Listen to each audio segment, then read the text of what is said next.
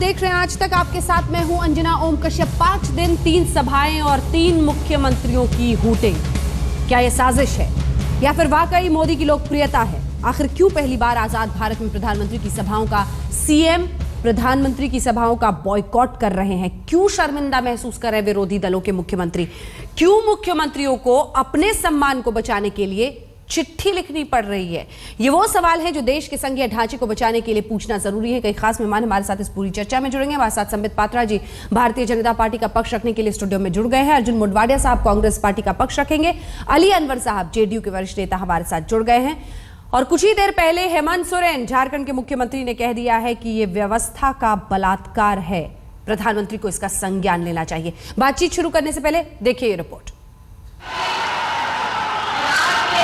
आजाद भारत के इतिहास में पहली बार पीएम बनाम सीएम का युद्ध शुरू हो गया है।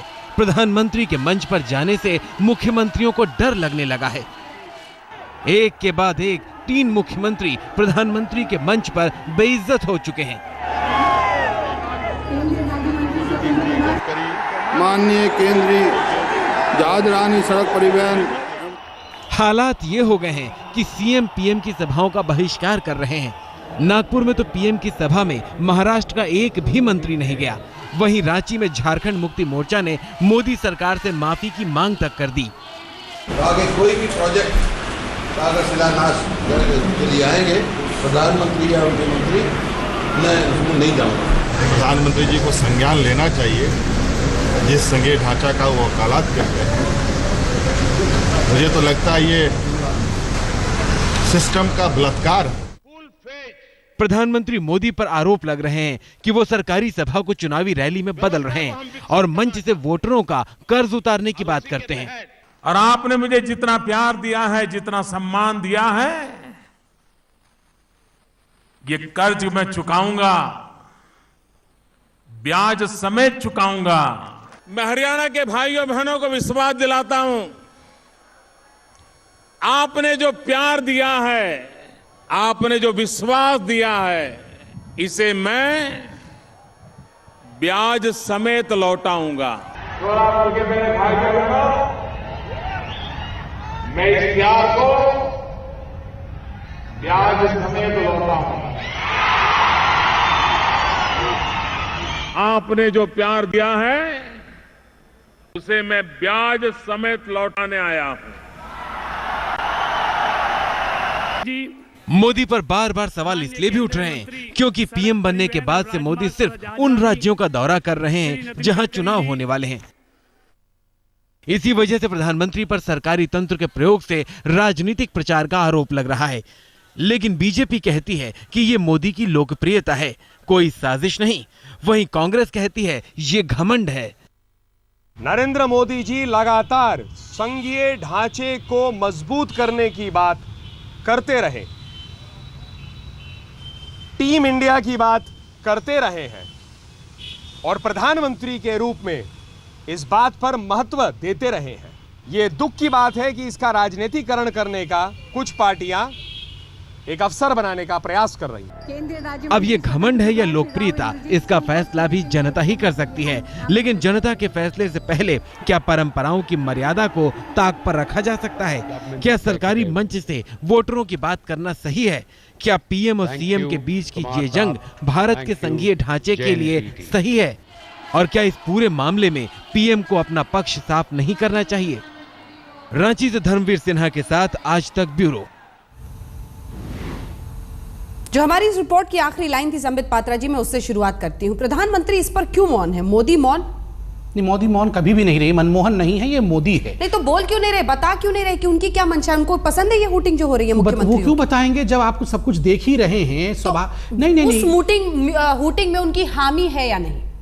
कभी भी जो व्यक्ति संघीय ढांचा से प्रेम करता है, जो व्यक्ति सर्वाधिक रूप से संघीय ढांचे को समझता है, वो व्यक्ति कभी भी इस प्रकार के साथ सहमत नहीं हो सकता है। मगर दूसरा पक्ष इसका है, ये जो हूटिंग कर रहे हैं लोग, ये कौन है? ये हिंदुस्तान की जनता हूटिंग कर रही है। अगर हरियाणा में मुख्यमंत्री भूपेंद्र सिंह हुड्डा के खिलाफ हूटिंग होती है तो कौन कर रहा है? इन्हीं लोगों ने जो हूटिंग कर रहे हैं, इन्होंने चुना था उन्हें मुख्यमंत्री के। ये बीजेपी के कार्यकर्ता नहीं है, नहीं, अगर पूरा हरियाणा बीजेपी की कार्यकर्ता बन जाए तो हम भी क्या कर सकते हैं? चुनावी रैली आप बना देते हैं, कोई फंक्शन को चुनावी रैली आप बना देते हैं। अंजना जी, आप ये बताइए, अगर कोई कार्यक्रम होता है हरियाणा में तो उसकी जो अरेंजमेंट्स की जिम्मेदारी होती है वो किसके पास होती है? क्या पीएमओ ऑफिस वहां लोग भिजवा के जिम्मेदारी पूरी करती है या स्टेट गवर्नमेंट करता है? तो स्टेट गवर्नमेंट इनॉग्रेशन है, उसमें वोटर का कर्ज क्यों चुकाने लगते हैं मोदी? क्यों नहीं?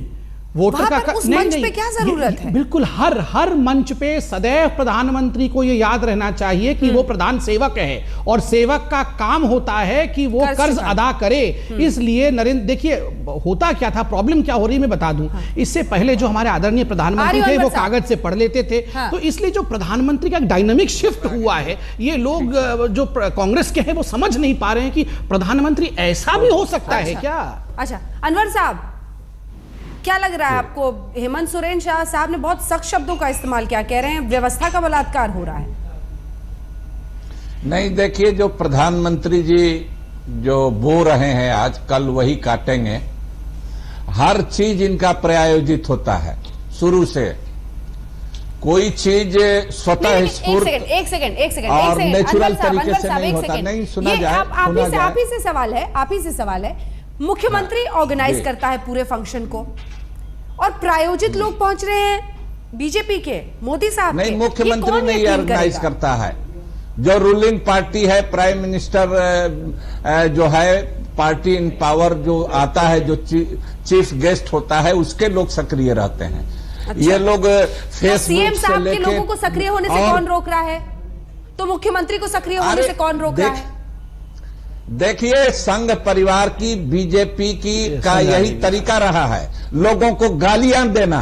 हम लोग जानते हैं, हम खुद जिस समय प्रभास जोशी जी हुआ करते थे, उनको कैसी गालियां लोग लिख करके भेजते थे और फोन पर गाली देते थे। तो इन लोगों का एक पूरा एक गिरोह है, इस तरह से ये काम करते हैं। इनकी मानसिकता में ये जहर है और यही जहर है जो ये जहर बो रहे हैं। तो इनका तरीका यही है, तरीका ये कार इनका यही है। इसी तरह से ये काम नहीं, वो तो मैं उन शब्दों में नहीं जाऊंगा, मगर ये ठीक कह रहे हैं, जो बोता है वही काटता है। बोया क्या था, काट क्या रहे हैं? देखिए, आपने अविकास बोया, विकास होने नहीं दिया, तो अब कहां से आपको वाहवाही मिलेगी? अब वोटिंग ही मिलेगी। और ये जो बार बार हर दिन कहा जा रहा है मोदी सब कुछ प्रायोजित कर रहे हैं, केवल भगवान कृष्ण ही प्रायोजित, सब कुछ उनका प्रायोजित था, क्योंकि जन्म होने से पहले ही सब कुछ प्रायोजित हो गया था। अगर वो उस प्रकार से मान रहे हैं तो बधाई का विषय है, मगर सब कुछ मुख्यमंत्री आयोजन करे और प्रायोजित कर दे भारतीय जनता पार्टी और आरएसएस, प्रायोजित कर दे मोदी, तो ये किस प्रकार की बातें कर रहे हैं? आप देखिए, आपकी अकर्मण्यता पे हूटिंग हो रही है, किसी व्यक्ति पे हूटिंग नहीं हो रही है। व्यक्ति अकर्मण्य है, आपने विकास नहीं किया तो लोग हूटिंग कौन लोग कर रहे हैं? जिस जनता ने आपको चुना था वो जनता हूटिंग कर रही है। इतना भी मादा नहीं है पॉलिटिशियन के पास आज की वो सह सके हूटिंग को। क्यों नहीं सहे? आपने काम नहीं किया लोगों के लिए, आपने लोगों को बर्बाद कर दिया और लोग आवाज भी ना निकाले, तो स्वाभाविक रूप से आज लोग, उन्हीं की जनता, हमारी जनता, देश की जनता आवाज निकाल रही है। डरिए मत उससे। वाजपेयी जी हम लोगों ने देखा है, अंजना जी। हाँ। हेलो, सुन रही हैं? हाँ, बिल्कुल अनवर साहब, आप कह रहे हैं वाजपेयी जी ज्यादा लोकप्रिय के गांधी मैदान में थे। राबड़ी देवी जी थी, आप जानते हैं राबड़ी देवी जी। हाँ। उस मीटिंग में भी वाजपेयी जी के सामने राबड़ी जी का जो स्पीच हुआ, उसमें खुद वाजपेयी जी भी एंजॉय कर रहे थे, खिलखिला के हंस रहे थे। और लोगों ने एक जो कहा जाता है कि होस्टाइल ऑडियंस है, कहा जाता है, और वो ऑडियंस को क्लैपिंग करते हम लोगों ने देखा है। तो ये वाजपेयी जी का ये बड़प्पन था। ये जो करते हैं, जो भी करते हैं, इनका दूसरे किसी पर नहीं, वो सब कुछ आप समझ लीजिए, कोई भी डेमोक्रेटिक नॉर्म्स पर, देश के संविधान में पूरे संघ परिवार का विश्वास नहीं है। मोदी जी की ताकत पूरा संघ परिवार है। संबित चीज को समझिए, ये सब कुछ प्रायोजित है। देखिए, विश्वास है या नहीं है, मैं बहुत की बात नहीं है। अंजना जी, मैं बहुत सीरियसली कह रहा हूं, इतना सम्मान नहीं बचेगा। नहीं, मैं बहुत अली अनवर जी का मैं बहुत सम्मान करता हूं, बड़े भाई हैं और आज विचलित हैं, मगर आप बताइए, अब जो कह रहे हैं अली अनवर साहब कि लोग अब संघ को, भाजपा को नहीं चाहते हैं, ये नकार दे। अरे अभी तो इलेक्शन हुआ है, अभी तो मैंडेट मिला है, चाहते नहीं तो क्या इस प्रकार का मैंडेट देते? मगर एक बुनियादी विषय आप समझ लीजिए, एक ही मंच पे जब विकास और अकर्मण्यता एक साथ आ जाती है तो अकर्मण्यता बहाना ढूंढती है कि इस प्रकार से मैं उस मंच को छोड़ दूं, और आज वही हो रहा है। ये लोग पहले भी देखे एक साथ अलग अलग जगहों पर, ये संबित जी आप भी नहीं, मैं बिल्कुल सही बोल रहा हूं। एक सेकंड, कैमरा बंद करें क्या, तब सच बोलिएगा। नहीं, मैं अभी भी सच बोल रहा हूं, कैमरे के पीछे भी सच ही बोलूंगा। एक सेकंड, हर जगह जहां जहां जा रहे हैं, जहां अकर्मण्यता है वहां यही होगा, हर जगह पर, हर राज्य में। देखिए, इससे पहले भी जब मनमोहन जी प्रधानमंत्री थे, मोदी जी के इलाके में, क्षेत्र में, अर्थात गुजरात में आते थे भाषण करने के लिए या किसी और विकसित राज्य में जाते थे, तो क्या लोग हुटिंग करते थे? नहीं करते थे। दो कारण, एक तो लोग हुटिंग तभी करते हैं जब विकास नहीं हो। दूसरा, प्रधानमंत्री के कद को देखिए, आज मोदी जहां भी भाषण देते हैं वो उन विषयों को बहुत सामयिक रूप से रखते हैं जो विषय जनता को समझना चाहिए। उन्होंने हरियाणा में कहा किसान को पानी नहीं मिल रहा है, मैं पानी दूंगा। उन्होंने कहा सड़क के किनारे तो डेवलपमेंट दिख रही है, सड़क के अंदर कोई डेवलपमेंट नहीं है, होना चाहिए। क्या उन्होंने गलत कहा? क्या विकास की बात करना गलत बात है? विकास की बात तो हर प्रधानमंत्री को करना चाहिए। मनमोहन जी कर नहीं पाते थे, वो पहले से स्क्रिप्ट लिखा होता था, उसको वो दबी जुबान में पढ़ देते थे, आधी जनता सुनती थी, आधी सो जाती थी, आधी को समझ में नहीं आता था, वो फॉर्मेलिटी में खत्म हो जाता था। अर्जुन मोढवाडिया साहब कांग्रेस पार्टी की तरफ से जुड़ने वाले हैं, उनका इंतजार है क्योंकि उस पक्ष को भी जानना समझना बहुत जरूरी है, क्योंकि कांग्रेस पार्टी से साजिश करार दे रही है। लेकिन एक सवाल के साथ मैं लौटूंगी। मुझे याद है चुनाव के पहले जब राजस्थान में गए थे नरेंद्र मोदी, तो राजनाथ सिंह भी मंच पर थे और राजनाथ सिंह साहब की हुटिंग हो गई थी, मोदी जी को ही सुनना है। तब ये अक्रमण्यता वाली बात कहां थी? ये संबित पात्रा जी से। और यही नियम अगर है तो क्या वाकई एक करंट है जो लोग मोदी में देख रहे हैं जिसकी वजह से इस तरह हुटिंग हो रही है अन्य नेताओं की? ये अनवर साहब आपसे पूछेंगे। हुटिंग के पीछे क्या है? एक के बाद एक मुख्यमंत्री निशाने पर हुटिंग हो रही है, मंच पर प्रधानमंत्री मौजूद, बगल में मुख्यमंत्री मौजूद, हुटिंग होती है मुख्यमंत्रियों की। सभी मुख्यमंत्री परेशान हैं, एक के बाद एक चिट्ठी लिख रहे हैं। हेमंत सोरेन ने आज इसे व्यवस्था का बलात्कार बता दिया है। चलिए संबित पात्रा जी, एक वक्त को मान लेते हैं कि प्रधानमंत्री नरेंद्र मोदी ऐसा नहीं चाहते हैं, लेकिन इसके लिए क्या वो कोई कदम उठाएंगे? क्या उन्हें पसंद आता कि प्रधानमंत्री मनमोहन सिंह रहते, उस मंच पर वो जाते और वहां पर प्लान तरीके से, स्पॉन्सर्ड तरीके से कोई उनकी हुटिंग करा देता? समझना यह होगा कि लोकतंत्र में दोनों का सम्मान होना चाहिए और जितनी जिम्मेदारी मुख्यमंत्री की उतनी ही प्रधानमंत्री की भी है। देखिए, सबसे महत्वपूर्ण विषय है, क्या नरेंद्र मोदी जी ने हुटिंग रोकने की कोशिश नहीं की? हरियाणा में खड़े होकर बोले कि ऐसा मत करिए। अब जनता को इतना ही तो बोला जा सकता है। आप बोलिए, क्या सम्मान जबरदस्ती नरेंद्र मोदी जी किसी सीएम को दिलवा सकते हैं, वो भी जनता से? मोदी जी के बॉडी लैंग्वेज को देखिए, आपने बार बार वो क्लिप दिखाया कि इस प्रकार प्रेम भाव से बात कर रहे हैं हुड्डा जी से वो, मगर किसी को सम्मान वो दिलवा दे पब्लिक से, तो ऐसा तो नहीं हो सकता ना। हुड्डा जी ने जो किया है, अब मैं किसी से बात कर रहा था हरियाणा में, किसी बड़े आईएएस ऑफिसर से, वो अब वहां से रिटायर हो चुके हैं। उन्होंने मुझे कहा कि देखो, आपने जो नौकरियां दी हैं हरियाणा में, पैसे ले लेके नौकरियां दी हैं, आपने लैंड स्कैम किए हैं, जमीन लोगों के हड़प लिए हैं, तो लोग हुटिंग नहीं करेंगे तो क्या आपकी फोटो क्लिक करके शूटिंग करेंगे? आपकी तो स्वाभाविक रूप से हुटिंग करेंगे। ये जनता है, छोड़ने वाली नहीं है। हुड्डा साहब ने भी किया, फिर हेमंत सोरेन ने भी यही सब किया है। नहीं, अगर नहीं करते ये सब लोग तो आज वहां से आप देखिए, जो लोकसभा की इलेक्शन हुई है वहां जेडीयू 2 में सिमट गई है, कहीं किसी का खाता नहीं खुला है। क्यों नहीं खुला है? जनता ने एक तरह से हुटिंग तो आवाज से यहां की है, मगर मैंडेट में हुटिंग किया है ईवीएम मशीन में। इसका मतलब समझ रहे हैं आप? सभी मुख्यमंत्री अगर इस तरह से कहते हैं, सभी मुख्यमंत्रियों का हुटिंग हो भी नहीं सकता है। एक के बाद एक नहीं, आपने केवल उन राज्यों के मुख्यमंत्रियों को देखा है जिन राज्यों के मुख्यमंत्रियों ने काम नहीं किया है, डिलीवर नहीं किया है, जनता को धोखे में रखा है। सभी मेहमान बने हुए अर्जुन मोढवाडिया साहब हमारे साथ जुड़ गए हैं। अर्जुन मोढवाडिया जी, ये कहना है संबित पात्रा जी का कि अगर नेता हैं आप तो आप में हिम्मत होनी चाहिए कि आप हुटिंग भी स्वीकार कर सकें। नाकामी की वजह से जनता हुटिंग कर रही है कांग्रेसी मुख्यमंत्रियों की।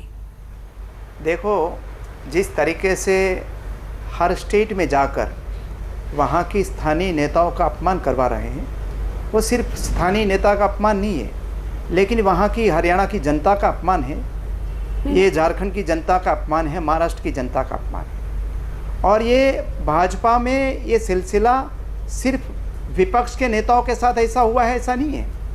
गुजरात में जी, जब मोदी जी थे उस समय अटल बिहारी वाजपेयी गुजरात में समाधानकारी भूमिका में 2 जुट के बीच में आए थे समाधान करने के लिए। उस समय भी अटल बिहारी वाजपेयी के सामने शाउटिंग हुआ था, अटल जी की धोती बिकी करोड़ों में, ये स्लोगन भी चलाया गया था। और जब भी मोदी जी और अटल बिहारी वाजपेयी की साथ में सभा होती थी तो उसी समय वाजपेयी के सामने हुटिंग होता था और मोदी जी के सामने जब वो बोलने के लिए खड़े होते थे, जब जिंदाबाद का संबित पात्रा जी आपकी इस बात पर आपत्ति जता रहे हैं। मेरी बात आपत्ति तो बाद में जताऊंगा, पहले तो लेकिन नहीं, एक सेकंड ब्रेक के लिए रुकना पड़ रहा है। हल्ला बोल जारी है। हल्ला बोल में बिहार के बाजीगरों की भी आज हम बात खास तौर पर करना चाह रहे हैं, क्योंकि आज वोटिंग हुई है 10 सीटों पर बाय इलेक्शंस में बिहार में। लेकिन उससे पहले रुख उसी मुद्दे का जिस पर हम लगातार बने हुए हैं, जरा आपको सुनाते हैं। अर्जुन मोढवाडिया जी की भी बात पूरी सुनेंगे, लेकिन उससे पहले आनंद शर्मा कांग्रेस पार्टी के नेता ने क्या कहा है, बहुत दिलचस्प है। हालांकि मैं चाहती हूं अर्जुन मोढवाडिया जी उससे पहले आप अपनी बात पूरी करें, क्योंकि आप ये कह रहे हैं कि नरेंद्र मोदी यही काम वाजपेयी जी के साथ भी करते थे। सिर्फ वाजपेयी की बात नहीं है, अडवाणी जी भी जब गुजरात में आते थे तब अडवाणी जी में तालियां नहीं बजती थी, सिर्फ मोदी में ही तालियां बजती थी। और संजय जोशी की सीडी बना के उनको हुटिंग नहीं, उनका पॉलिटिकल एनकाउंटर किया गया। हरेन पंड्या उनकी ही पार्टी के थे, उनकी हत्या नरेंद्र मोदी ने करवाई। मैं नहीं कह रहा हूं, उनके परिवारजनों ने कहा। और जब उनकी शोक सभा, प्रार्थना सभा थी हरेन पंड्या की, तब किसी भी एक भी बीजेपी नेता वहां न जाए, इसलिए उन्होंने पैरेलल ये असेंबली की मीटिंग रख दी। और जब तक उनका ये प्रोग्राम पूरा नहीं हुआ प्रार्थना सभा का, तब किसी को तब तक जाने नहीं दिया। लेकिन हमारे जो नेता है वो मोदी जी को जानते नहीं है, उनको तैयारी करके जाना चाहिए, क्योंकि वो उनको परिचय नहीं है उनका कि उनकी क्या पॉलिटिकल कल्चर है। बीजेपी के जो दोस्त हैं हमारे, वो तो जानते हैं उनका कि मोदी जी का पॉलिटिकल कल्चर क्या है, लेकिन हुड्डा जी नहीं जानते हैं, हम हेमंत सोरेन नहीं जानते, पृथ्वीराज चौहान नहीं जानते हैं। इसलिए ऐसा हुआ है, तैयारी के साथ जाना चाहिए। अब मोदी जी का जो पॉलिटिकल कल्चर है सारे देश में पॉलिटिकल कल्चर है, या फिर दूसरी तरफ लोकप्रियता घटते घटते अब गुस्से में बदल रही है कांग्रेसी मुख्यमंत्रियों के खिलाफ। इस लकीर को समझना बहुत जरूरी है। आनंद शर्मा कांग्रेस पार्टी की तरफ से कुछ कह रहे हैं, पहले सुना देते हैं, फिर संबित आपके पास आऊंगी। कि प्रधानमंत्री की निगरानी के अंदर देश की संघीय प्रणाली पर बार बार आघात हो रहा है। हमारी जो परंपराएं हैं प्रजातंत्र की, उनका अपमान हो रहा है। प्रधानमंत्री जिस राज्य में जाते हैं, कांग्रेस शासित या कांग्रेस के सहयोगी दलों के गठबंधन की सरकार हो, वहाँ सुनियोजित तरीके से बीजेपी और आरएसएस जो पब्लिक फंक्शन होते हैं, सार्वजनिक सभाएं होती हैं, प्रधानमंत्री का संबोधन सार्वजनिक सभाओं के लिए नहीं होता, उसमें अपने कार्यकर्ता लाकर मुख्यमंत्रियों का अपमान करना, बेहुदा व्यवहार करना, ये उनकी कार्यशैली का एक हिस्सा बना है। ये अपने आप में निंदनीय भी है और चिंता का विषय है। कांग्रेस साफ शब्दों में ये कहती हुई कि ये प्रायोजित है, अपने लोग लाकर जानबूझकर हुटिंग कराई जा रही है। संबित पात्रा जी जवाब दीजिए। मैं पहले तो आपको बधाई देना चाहता हूं कि आज पहली बार आज तक के इस डिबेट से उजागर हो गया है कि गुजरात में कांग्रेस क्यों हार रही है। वो इस कारण से कि अर्जुन मोढवाडिया साहब कांग्रेस की एक भी रैली अटेंड नहीं करते थे। वो 24 घंटे बीजेपी के विषय में वहाँ रैली अटेंड करते थे। कौन ताली मार रहा है, कौन हुटिंग कर रहा है, हरेन पांड्या जी के साथ क्या हो गया है, कौन सीडी बना रहा है, वो तो बीजेपी की खेमे में बैठे हुए थे। तो स्वाभाविक रूप से जब अध्यक्ष बीजेपी में रहेगा तो वहाँ कांग्रेस जीतेगी कैसे। तो ये मैं पहले आपको बधाई दे दूं। तो हो गई कटाक्ष की बात। नहीं, कटाक्ष सवाल का जवाब दीजिए। कटाक्ष तो कर ही नहीं रहा हूँ, जिस प्रकार से खुलासे कर रहे हैं उस जवाब दे रहा हूँ। अब सवाल का जवाब मैं ये समझ नहीं पा रहा हूं कि आनंद शर्मा जी इतने वरिष्ठ नेता हैं, वो कहते हैं कि बीजेपी ये प्रायोजित कर रही है। आनंद शर्मा जी से ये पूछिए कि स्टेट गवर्नमेंट अगर कोई परियोजना का जो इनॉग्रेशन कर रही है, ऑर्गेनाइजर तो स्टेट गवर्नमेंट खुद होती है। हरियाणा में सबसे बड़ा जो होर्डिंग लगा था उसमें तो नरेंद्र मोदी जी की फोटो तक नहीं थी, केवल और केवल हुड्डा जी की फोटो थी। मंच बनाया हरियाणा सरकार ने, लोगों को भर भर के बस टेम्पो में लाई हरियाणा सरकार। अब खुद भस्मासुर का काम हो गया ना, लोगों ने खुद हुटिंग कर दी अपनी सरकार के खिलाफ, क्योंकि उन्होंने लोगों के लिए काम नहीं किया है। तो इसमें मोदी जी क्या करेंगे? आप काम करिए, डेवलपमेंट करिए, कोई आपके खिलाफ हुटिंग नहीं करेगा। इसको बल भी मिलता है। अर्जुन जी एकदम छोटा सा 2 लाइन का रिएक्शन दीजिएगा, क्योंकि फिर बिहार के मुद्दे पर सभी से चर्चा करेंगे। क्या एहसास है कांग्रेस पार्टी को कि लोकप्रियता बहुत ज्यादा घट गई है, लोगों का गुस्सा भी हो सकता है, क्या आईना है उसमें कहीं? देखो, आज तक सभी तीनों चीफ मिनिस्टर प्रोग्राम कर चुके हैं, कभी हुटिंग नहीं हुआ। लेकिन मोदी जी जब आए उसी समय क्यों हुआ? और मैं एक बात बता दूं, प्रधानमंत्री अटल बिहारी वाजपेयी गुजरात सरदार पटेल स्टेडियम में आए थे, उस समय भी मोदी जी के प्रेजेंस में उनके विरोधी आत्माराम पटेल जो मिनिस्टर थे, उनकी पूरा कपड़ा निकाल के, भाजपा के मंत्री थे, उसको जिंदा जलाने की कोशिश ये वाजपेयी के समय में भी हुई। खबर निकाल के लाते हैं? की बात छोड़िए, मोदी जी इनकाउंटर करवाते थे, पॉलिटिकल इनकाउंटर अपने ही पार्टी के लोगों के साथ उन्होंने करवाया है। ये कोई नई बात नहीं है, ये उनका कल्चर है। मुझे आपको बीच में रोकना पड़ रहा है क्योंकि बहस कहां से कहां पहुंच रही है।